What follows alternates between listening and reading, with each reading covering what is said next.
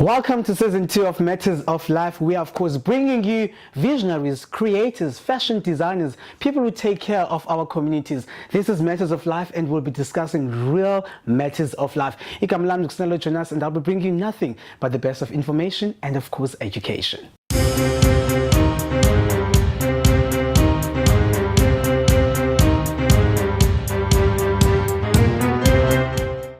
Well, joining me on the first episode of Matters of Life is a person that I admire in the mother city. He's doing amazing work. A fashion designer, fashion creator, a fashionista.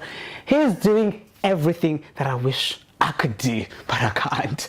Well, Toby, welcome to Matters of Life, and thank you so much for joining me. Thank you so much, and it's a pleasure being with you today. It's always a pleasure to have people who are creators, people who are visionaries, people who see the future before we do. I want to talk about Toby Nceba. People know you as a fashion designer, but there was a young boy before the dream of becoming a fashion designer. Let's take it back to the township, Elowa, where you grew up, where you come from. Tell us a bit about your upbringing. Cool. So I was born and raised in Cape Town, the township of Lower Crossroads. Was born in 1995, and Team Vigos, September Spring. And I went to Vugani Primary School, where I attended school, and then my mother saw a gap between what was available for me at school and what she really wanted for me, and saw that I could fit in, and then she decided to take me to a more of like a a private institution, and then I went to study at Normal Road Primary School, which is in Athlone, and then that's where I was exposed to art a lot. My first activity that I took part in was ballet. So I did ballet dancing from a very young age, and then I kind of fell in love with the flair for art, and then I went from there to doing music, and then from there to doing drama. A lot of things happened in life, and I was trying to find myself, and trying to find what it was really that I wanted to do in life. And growing up in the township is never easy. Most people know that. You grow up around an area where a lot of crime happens, poverty, and you just need to make sure that you stay away from that. Your parents try and keep you away from that. So I had a lot of activities that I did after school to kind of keep me away from going back to the townships and playing around streets that were not safe for me. So I always went back home in the evening, where it was time for me to watch TV, eat breakfast, sleep, and then the next day was the same thing, going back to school. So you were like the Michael Jackson of law. You never had a childhood, because Michael Jackson also didn't have a childhood. He was doing music for the rest of his life. You say your mom saw something at a very young age when you went to a school in Saseloa, but took you out of that school to take you to a school that will offer you more opportunities. What did your mom see? So when I was in preschool, when we were graduating, we were doing this, a lot of activities as part of this dance routine, and I think she actually saw that I was actually talented, and then that's why she took me to a school that would offer dance for me. And then I grew up thinking that I was going to become a dancer. Even in matric, I applied for dance at UCT, and then they accepted me, and then I applied for fashion design at CPUT, and then they accepted me as well. And I just had to decide what I really wanted, and it was more of which career is going to bring money to the table. And then I went with fashion design. We're going to speak about that a little later on, how you chose fashion over dancing. But I want to talk about your upbringing more. You grew up you have a sister, right? And you a single parent. How growing up in a home with a single parent played a role, affected the person that you are today? I think growing up with a single mother, because it was me and my sister. My sister is 10 years older than me, so I looked up to both of them. They were kind of like the caregivers to me from a young age, and the two women really played parents' role to me. And it wasn't just my mother but my sister as well. She used to buy me clothes. When I needed sketchbooks, she used to buy me sketchbooks and everything. So it really showed me the power of hustle, and it showed me that everything is possible in life. You don't need as much people as your support system, as you can get close with that one person that you can really trust, you know, and can help you grow as a person. So they showed me that everything is possible. You can do what you want to do in life. Yeah, and then I think that's what I still live by. Actually. I'm so excited that you kicked off your career at a very young age. Some of us were just playing, going to school, come back, drop my bag, and I'm off to the street playing. And some of you guys were working, actually investing in your future.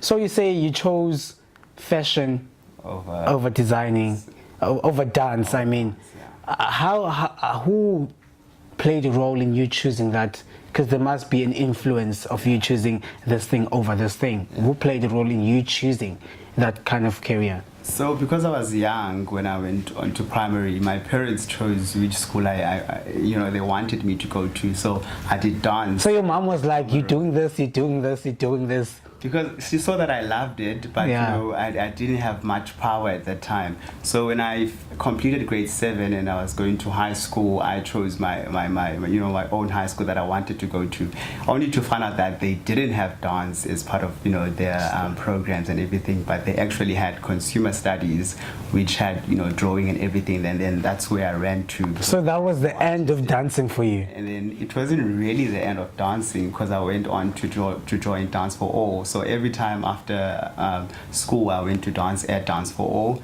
But I think that's when I started falling in love with design mode, because I learned how to sew there, I learned how to sketch at high school, and then I think that's where design actually took over. Yeah. Let's talk about fashion design. We've seen so many fashion designers growing, especially in Cape Town. I can think of you, can think of other fashion designers that are growing, XM Creations, can think of Imprint. You guys are growing. How is the industry for you? How is the reception from people back home when they know that Toby is a designer? So they think, because they know I'm a designer, then they think we'll get free outfits. Yeah, and then they think that I'm gonna make clothes for them and everything, but I'm not really that kind of designer. I want to be that designer that creates my own creations, and then people buy into what I create, and not, I don't want people coming to me with like, this is what I want, do this for me and everything. No, I hate that a lot. And then I get people coming to me like, and I'm like, okay, no, I don't have a sewing machine. So I always come up with stories to kind of chase them away, because they won't really understand what I want in the end. Because if I do that, I might as well end up, in the township and making things for people, whereas if I produce my own stuff and I have my own boutique, own studio, I can attract more people and not actually, be based in the township and everything. What's the inspiration? I think it's because I see myself as this powerful force in fashion, and if I stay in the township, then it's never going to happen. So I need to actually get there and be surrounded by people that are actually doing this thing, and then learn from them, and then, get to where I want to be. Let's talk about the business side of Toby Nceba.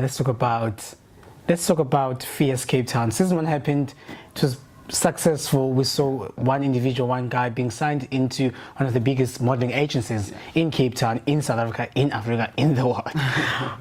Season 2, what's happening? Are we getting season 2? Have you guys stopped?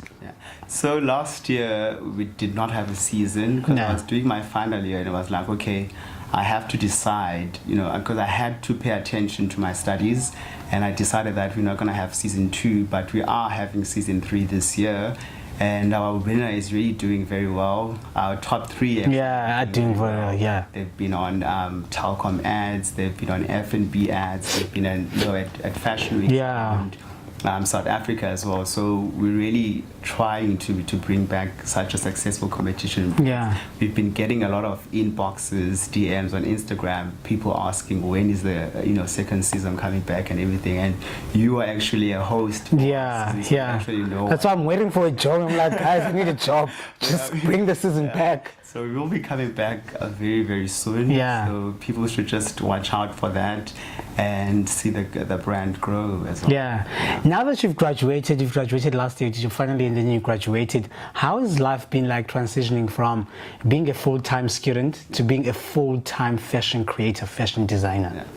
So what you do at fashion school as a student is what you really do in the industry, but it becomes a lot more because it's now based on you. You don't have lecturers going after you, getting things. I'm now working for one of the biggest retail stores in South Africa and in the world. And I've started, I think, a few weeks back, and I'm actually still in my stage of adapting to the environment. But it's a very fast-paced industry. You have to actually keep up with everything happening in the industry, like trends, color, and everything that's happening. And Woolworths actually looks at international stores, boutiques, to come up with inspiration for our countries, for people, so that we keep South Africa on track with what's happening all over the world. Otherwise, it's a very fun and relaxed industry. It's not as I imagined it to be. Let's talk about the importance of education. Not every artist go to school and polish their talent. I mean, like, if I think I'm the best TV presenter in the land, I would think and assume that I don't have to go to school and study something else just to have a plan B, because you never know with this industry. Why was it important for Toby Ngaba, even though he knows that he can design? Why was it important for you to go to the Fashion Academy? So, as I said, I started at CPUT, and then I did fashion at CPUT for a year. And then at the end of the year, they said there was a scholarship, a Woolworths scholarship for 2 students that were going to be selected and get a fashion scholarship. And I was one of those 2 students that was selected. And then we had a choice to choose where you wanted to study. So one student went to FEDISA, and I knew that I wanted to go to the Design Academy of Fashion because it's more of a very private institution. We're only 13 in the class, and we can get as much attention as we want. I knew that I wanted to learn the business and more educational part of fashion, so that one day I can be able to work for retailers such as Woolworths, because you do need a qualification to go there. And then although I'm working for Woolworths, I know that I want to work there for 1 or 2 years. And then boom, and then move on. I want to learn about what happens within the industry so that I can then implement that within my own businesses as well. So let's talk about Toby Cooper, the business, the production. What do you do? What do you focus on? Do you focus on fashion? What do you focus on? So it's mostly media related, media and fashion. And one of our values is collaboration as well, and then bringing and scouting new talent from the townships, because it's under the umbrella of Toby Cooper Productions. I have my fashion line, and then I have the fashion interns with Toby Cooper, which are the high school students that I actually help to get into fashion schools and everything. So I help them with portfolios and stuff, because at this stage they're still clueless as to what is expected of them. And I have Fierce Cape Town, which is the modeling competition. And next year, towards the end of next year, I'm planning to do like a reality show. A reality show where I'll bring different interesting personalities in Cape Town, including myself, and then we shoot them and see what happens behind the scenes in their lives. And I want to talk about, you mentioned right now that you want to scout talents from the township, because you and I are from the township. We can see how many there's like zero opportunities for people who want to do fashion designers, for people who want to go into the TV industry. They're like no opportunities. Why is it important for you to open this company, but not only stay here in town, go back and actually scout talent? So most of us, when we want to get into the industry, we study, we hustle, and then once we get opportunities, we move away from Cape Town. And I think that has actually. Will you ever move away from Cape Town? I don't think so. Okay. But I am willing to live, in different places.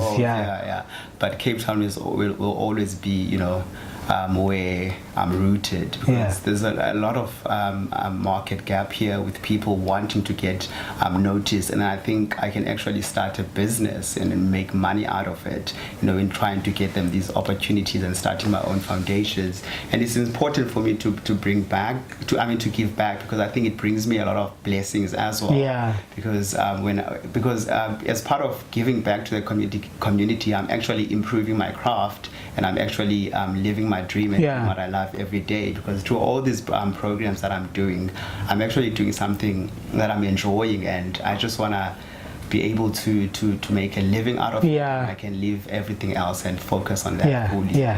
Let's talk about the level of fashion in South Africa, in Africa, compared to internationally? Yeah. How would you say we're getting there? We're growing. How would you rate it?